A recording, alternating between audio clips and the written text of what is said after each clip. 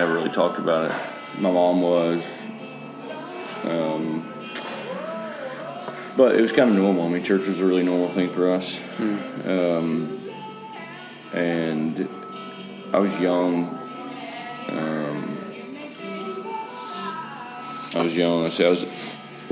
When I was 8, I started, I don't know what I'd been at, a VBS or some kind of Sunday school. I'd been to something, I remember, that was more than normal. And there's just a lot of questions. I had a lot of questions of what was this and what was that. And this guy's telling me that sin separates me from God and sin's going to be punished. And I understood all that. Yeah.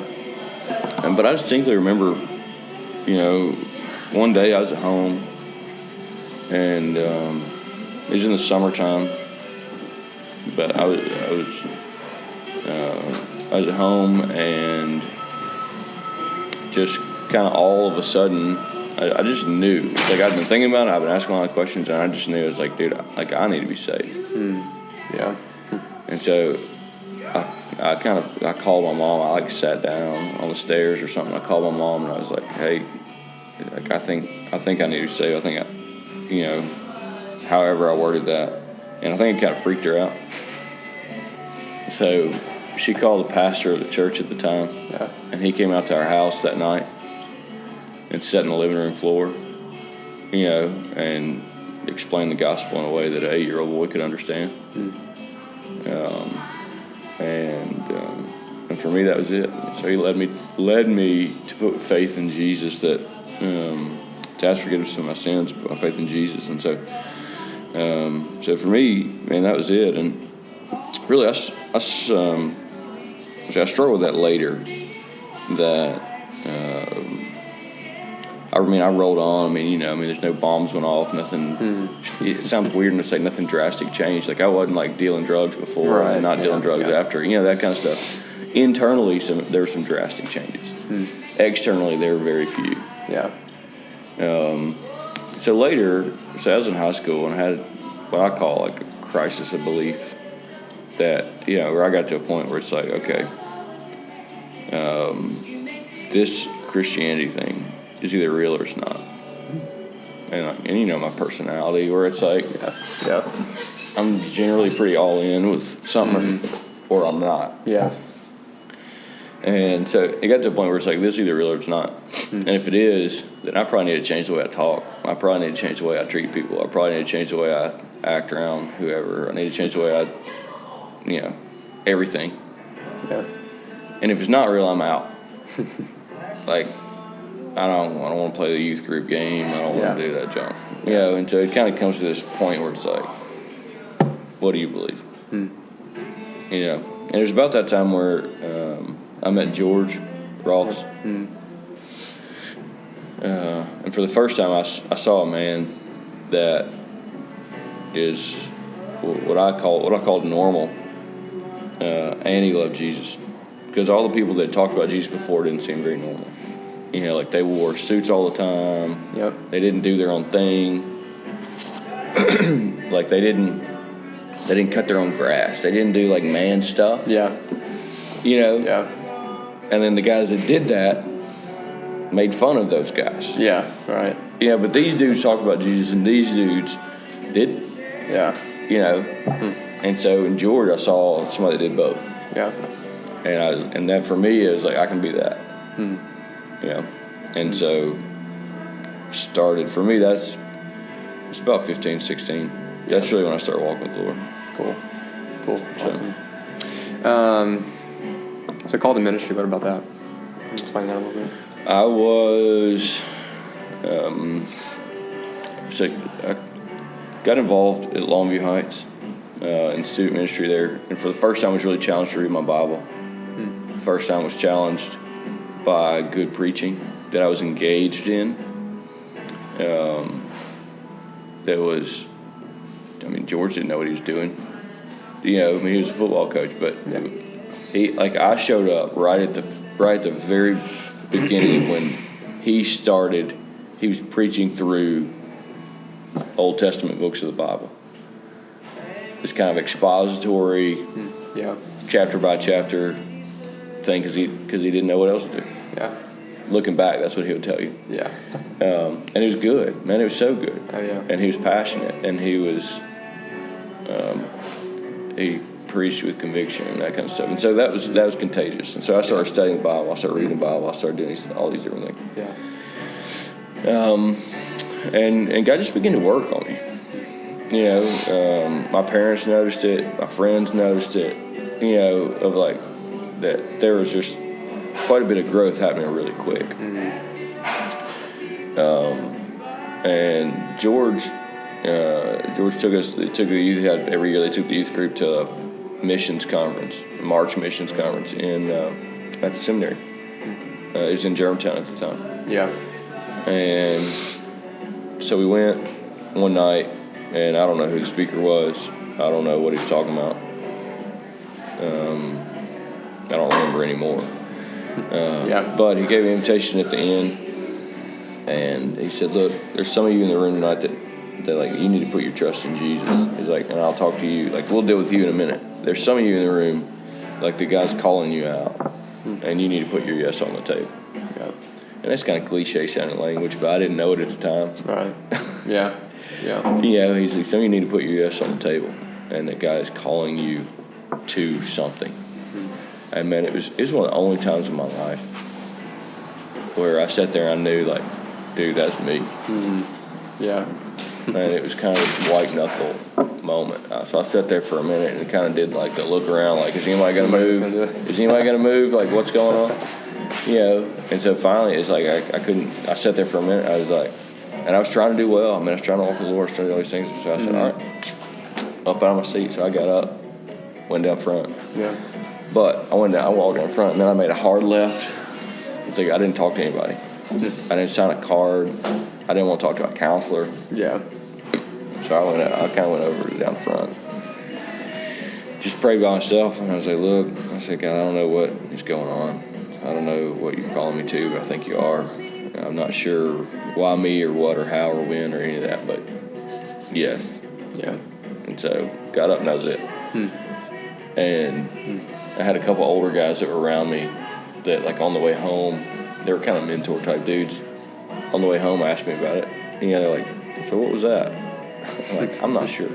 Yeah. We talked about it a little bit, you know, and I talked to George about it a little bit. You know, and looking back on it, that was it for me, of this kind of surrender to ministry. And it was a big deal. I don't want to go longer than what you want me to go, but it was a big deal for me because I feel like there was a lot to surrender because I felt like my dad at the time, my dad didn't think pastors were men. Like my dad was like a man's man kind of guy, blue collar, work with your hands, and he made fun of Wayne. Right. Yeah. Or made fun of George even. You know what I mean? Kind of poke fun at these guys like soft hands. They're not real. They don't live in the real world. Yeah. Was kind of the perception. And it wasn't aggressively making fun of somebody, but it was enough to where like I knew what he thought of. Yeah. You know, and so the thought in my mind is like my dad's not going to think I'm a man. You know, so like for me to do this is to step into this whole crowd that my dad makes fun of. Wow. Yeah. You know, and it's like, okay, here we go. Yeah. And honestly, like that's part of what drives, if I'm honest, that's part of what drives me to not being that. Like to not be this soft-handed pastor that doesn't know how to do anything. Yeah. You know, and so that's where it's like, look, I just refuse to be that. I'm gonna be around men. I'm gonna have real relationships with men. And be able to navigate that because there's a lot of pastors that can't. Yeah, that's true. Yeah. Yeah. So. Yeah. Cool. I know most of this, but sure. Because you don't have to talk too much about this one, but can you explain kind of how God called you to Restoration Church? Or to Noblesville, really, because it was before Restoration. Yeah, it's kind of together. Yeah. It's a both and. Yeah.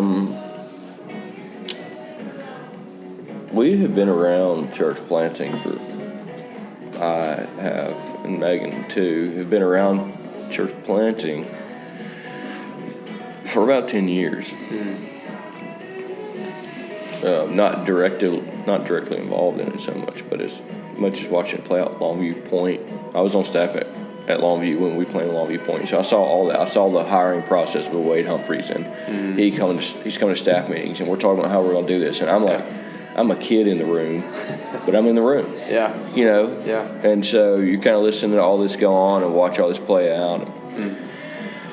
Longview Point, then Life Point a couple years later. So I was there for all of that. We had partnerships with Chris Adams in Toronto that was church planning. We were working with him. Had partnership with George Jackson in Helena, Montana that was church planning. Had partnership with Greg Ford in Zim that was church planning. You know what I mean? Like everything. I was kind of around this. Yeah.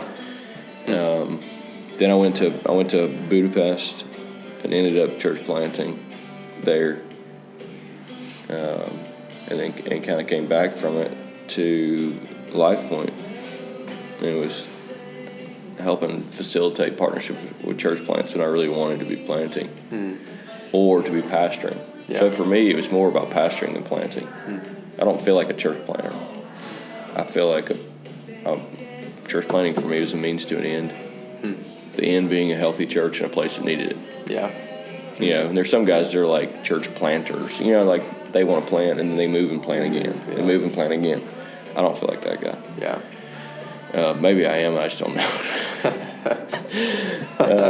Don't tell anybody else that. Yeah. But Megan and I were praying about, we want to move somewhere. We want to move somewhere and be there. We wanted to move a place that had need. I couldn't stomach the thought of planting another church in Hernando, Mississippi. Yeah. So we started looking and praying. We found North American Mission Board, the way they were doing things in Sin Cities. And I had some good connections in St. Louis.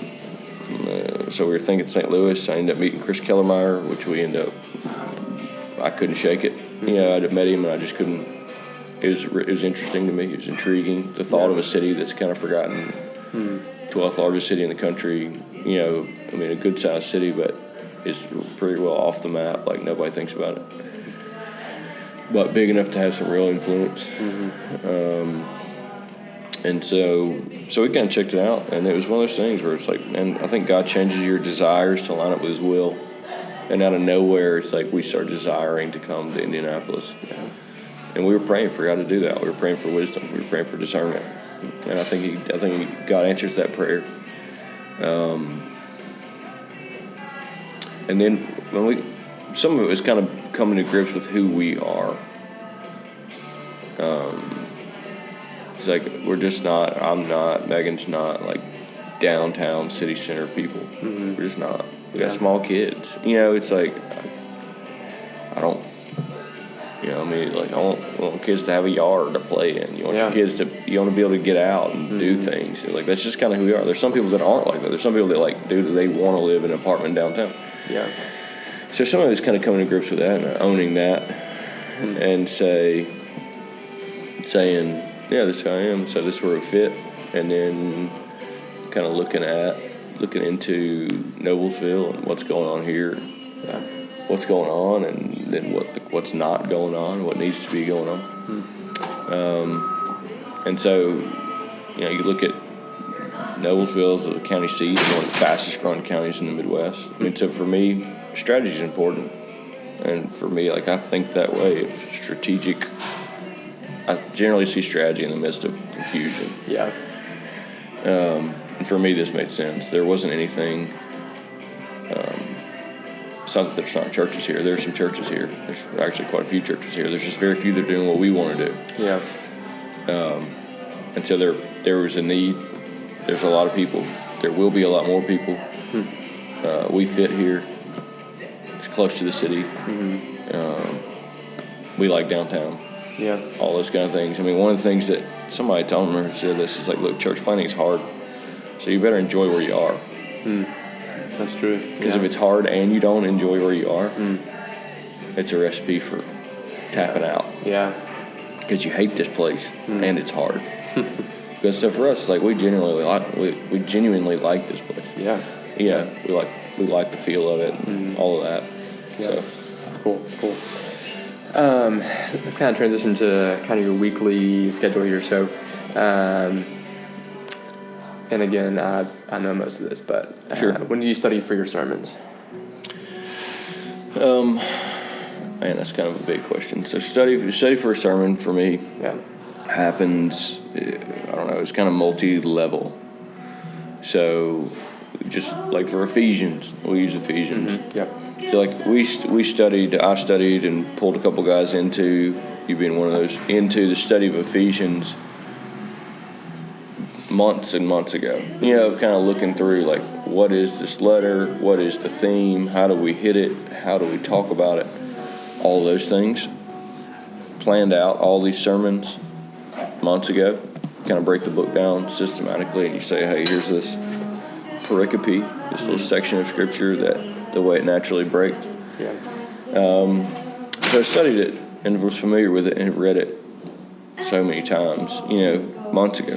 Yeah. But then, so like my weekly routine now is I know where I'm going with the text, and so generally on Monday, that starts for the next week specifically for the text. So generally Monday and Tuesday, I deal with it. I kind of sit down, I diagram the text, I break it out. I don't know if I've shown you the diagram that I use. So I diagram the text. I don't read any commentary.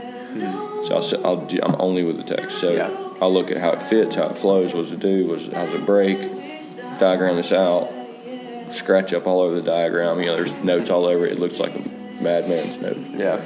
And then generally by Wednesday, I generally have a good idea of like what I think about the text. How does it break? What does it do? All that. And then I'll start looking around. Like I'll have sections in here where either I'm uncertain about this, or that's interesting to me linguistically or historically or theologically, and so then I'll seek out references about Wednesday. So I'll start reading commentaries. I've got probably 7 or 8 different commentaries that I like consult. So I've got Logos set up. Yeah. I've got text comparison in one box. I've got about 8 different commentary tabs at the bottom, and I'll kind of work my way through. And some of them I generally agree with, and some of them I generally don't. Yeah. And that's a good thing to read the things that you don't agree with sometimes. Right. Yeah. For sure. So then, this is the way it kind of works for me. This is what I've kind of worked myself into. So Wednesday, Thursday is kind of commentary. Okay. By Friday, I try to take all that I've studied and all that I've done and kind of put that into an outline of like what outline arises out of this. So I try not to just come to it and just outline it. Yeah. It's like by Friday, like bring all this together and what outline arises out of the text and how does it flow. And then it's like, so if I can do that Friday, then that leaves me Friday, like essentially you kind of think of it as putting it in the crock pot. So you put it in the crock pot on Friday and let it begin to kind of like simmer. Yeah. And so I'm thinking through it, and Friday, Saturday, I'm thinking like, how do I illustrate this? Well, because by the time I'm thinking illustrations, I have it pretty well done. Yeah. Now it's like, how do I illustrate this point? Or is there a need to illustrate this point? Yeah. And where do I start? How do I introduce this? How do I close it? All that. And so then generally, Friday or Saturday, depending on how quick it comes together, I'll sit down at my computer with kind of a skeleton outline on there, and then just kind of essentially in my head kind of preach my way through this and type it out. Yeah. And it's not manuscript; it's still an outline, but it's like it's a pretty beefy outline. So I'll generally end up with about between 4 and 7 or 8 pages of outline. Yeah. For about a 40-minute sermon. Gotcha. So. Cool. There's a few more questions here, but these I literally know. So about outreach and visitation, as he says here. So skip those. What's our plan for Tuesday night visitation? Yeah, exactly. That's what he's wanting. Our 6:30 day visitation. So let's go with these two. How do you schedule time for your family? And of course, may not be just a schedule, but you know. It just kind of changes all the time. Yeah. For me, like, I try to be conscious of that, certainly. And I feel like I've got good men around me that are conscious of that as well. Mm-hmm. I've got a couple guys that push me all the time. You know, whether that's some of y'all that are here. Yeah. That's some guys that are in Mississippi. Yeah. That's Richard Ray will bust my chops about, are you spending time with Megan? You know, there's different guys that are kind of speak into this, which is a big thing. Yeah. And right now, see, I work from home a lot, you know, and so I try not to, like, I try to work it around where it's like I can get stuff done and I've got time, or I've got the ability just to not shut my kids out. Yeah. So, like, I'll work, like, some mornings I'll work while they're out doing all their running around. And then when they come home, it's like, let's take 30 minutes and play a game or goof off or whatever. And so, so that works. And then generally, you know, it's like I try to I shoot for once a month, kind of date night with Megan, and where it's just me and her. And then we try to once a month or once every about 6 weeks to do something with just each one of the kids, where it's like Megan will take Gideon and they'll go do something. Yeah. I'll take Charlotte and go do something. And then we'll swap. You know, and do these different things where it's like, I've got just time with you, you know, and we'll do some things. It's like Gideon going to D now. It's like that was intentional. Yeah. It was cool. It would have been much easier without him. You know? Yeah. But it's like, look, I want to spend time with you. So, and then, like, we try to do a lot together. Like, Megan's really good to make sure, like, to push that, like, hey, let's have some family time where it's not just like date night, or it's not just Dad and Gideon time. But it's like, let's all go to the apple orchard and pick apples, you know, or whatever you're doing. Yeah. So it's just kind of a culmination of that. Yeah. Yeah. Good. This next one, do you have a real quiet time or devotional time in addition to your sermon prep, or how do you kind of incorporate that? Nah, I don't read the Bible. I don't do that. That's what I figured. Yes, I do. When I'm doing well, which isn't all the time certainly, but when I'm doing well, I'll have something that I'm reading somewhere in the text. You know, somewhere working through the text. Like right now, I'm in 2 Samuel. I started in Genesis. You know, and I'm just kind of reading. And I'm in 2 Samuel, and I don't study. I'm not going deep into it. Yeah. I'll sit down and read 2, 3, 5, 10 chapters, whatever I have time for, you know, that morning or whatever. So I'll sit down and read. I generally try to have something that I'm studying. And that's where I have a little bit of overlap, usually with what I'm preaching. Yeah. Because it's hard. I should probably do better with it, but it's hard to be like studying through Ephesians and studying through something else. And it's like, and if I am studying something else, it's what I'm getting ready to preach next. Yeah. Beforehand. Right, so there's some overlap there for me. I try to have something that I'm memorizing, which I'm crapping out on right now, like totally bombing. But if I'm doing well, it's like the discipline of Bible intake, like that. Yeah. Reading, studying, memorizing. Yeah. And hearing is another, and I'm doing all right on that. It's like, so hearing, reading, studying, memorizing, where it's like you're listening to preaching. You know, that's a podcast somewhere involved in a church or, you know, or whatever. So if I have those 4 things going on as far as Bible intake, that's what I'm doing well. I would say for praying, it changes all the time. I've gone through seasons, I need to get back to it, seasons of having like a really structured kind of prayer time, like, hey, here's my list, here's the things I pray for today. I've kind of gotten away from that in the past couple of months, and it seems to be more kind of by the seat of your pants. You know, where it's, I've got these people that I've got other church planners that I pray for. Richard Krausen I pray for on Wednesdays. You know, different things where it's like I've got alerts on my phone set up where it's like, hey, remember to pray Yeah. for this guy. Yeah. But oftentimes, like, I'll sit down and pray through, like, I'll pull out the contacts in my phone, specifically like Restoration Church people. Yeah. You know, like, hey, let me pray for Andy and Natalie Yeah. as they are looking at moving into a new house. You know what I mean? Like, kind of that type thing. Of Yeah. what's going on. Yeah. So it kind of looks like that.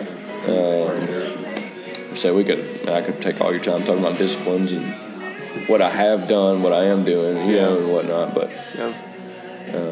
a lot of that comes from Donald Whitney's Spiritual Disciplines book. Good book. Yeah. You know, of the way that you read, the way that you pray. Yeah. So it's Donald Whitney and Kent Hughes, Disciplines of a Godly Man, Yeah, it's a good one. is a good book. Yeah. Cool.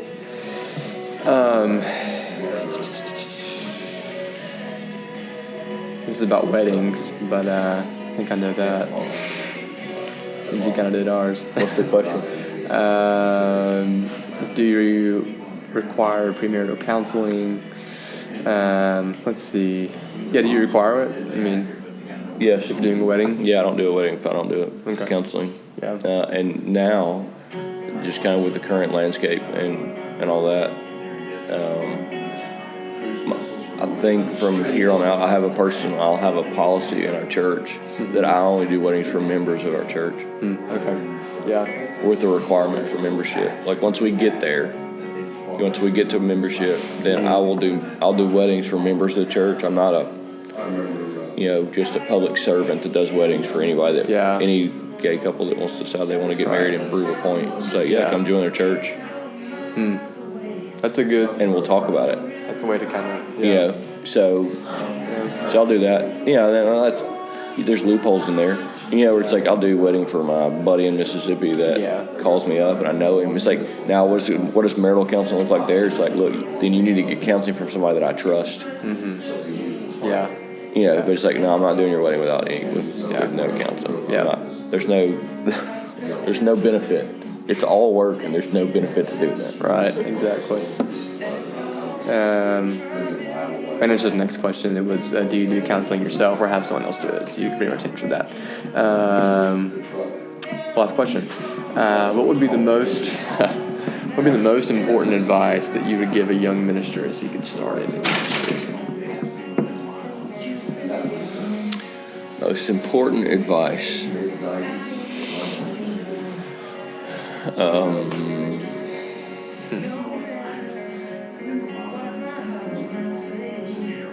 I would say get involved somewhere and go after it. It's like where if you say you want to be involved in ministry, if you say God's called you to ministry, then why on earth are you not involved in it now? Yeah. It's like get in. Yeah. Get in. That's not a paycheck. Get in and do something. Yeah. And serve. Figure it out. It's like I guarantee you can find a place to serve if you have that attitude. You go, look, I want to be in ministry. I just want to be around somebody. Find somebody that's killing it, that's doing it well, and work for free for them. Find a pastor in your area and say, look, can I do an internship under you for while I'm in seminary this year, whatever, and say, I just want to learn. The best thing you got is ministry experience. It doesn't happen in a classroom. Yeah. It happens in real life experience of dealing with people, shepherding people, dealing with all the junk we're dealing with now, venue issues, and what do you do with music? What do you do with childcare? How do you have staff meeting when everybody's bivocational? Yeah. Dude, that's invaluable experience that you don't get in the classroom. Yeah. Another thing I'd say is to focus on your character and your competence. Don't let one slide. Don't let one slide, because sometimes your competence will carry you somewhere to a place that your character cannot sustain. It's true. That you might be a great musician and you get yourself into a place, like your competence got you to a place, but you don't have the character to be pastoral leadership. And so it's not sustainable. because this is going to explode. That happens everywhere. And just the opposite happens. Sometimes your character carries you to places that your competence cannot sustain. Yeah. So you might be the the most faithful, the best guy in the world, but you're not competent to preach. Yeah. Yeah, That's true. Or you're not competent to lead. You're not competent to do the things that you need to do once you've gotten once like God's opened the door for you to be in this situation. You got to have both. Yeah. You got to have both. Yeah. You know, It's true. and so often, like, what we see is secular will sacrifice character for competence. You know, it's like for whoever, pick a athlete that's beat on his wife. Like, I don't care that you got no character. You know, as long as you're 6'10" and can, dominate in the paint, I don't care. Yeah.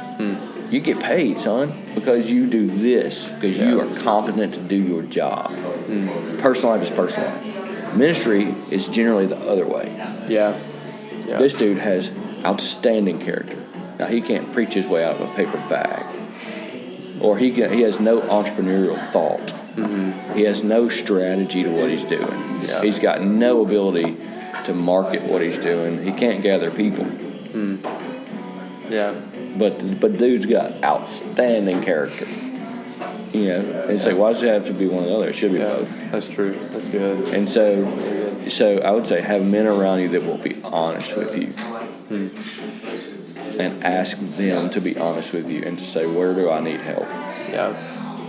And listen to them. Shut up and listen to them. Because and you tell them just that. Look, I'm working on my character and my competence. Where do I need help? Where do I need to work and I beef these areas up? Because if you don't have somebody that will be honest, speak honestly to you and say hard things, you'll fail. I mean, just flat on your face, you're going to fail because the hard things will catch you. Yeah. And it's much better to have somebody say hard things to you before they get there. That's the truth. Yeah. So. Yeah, it's true. It's good. That's it.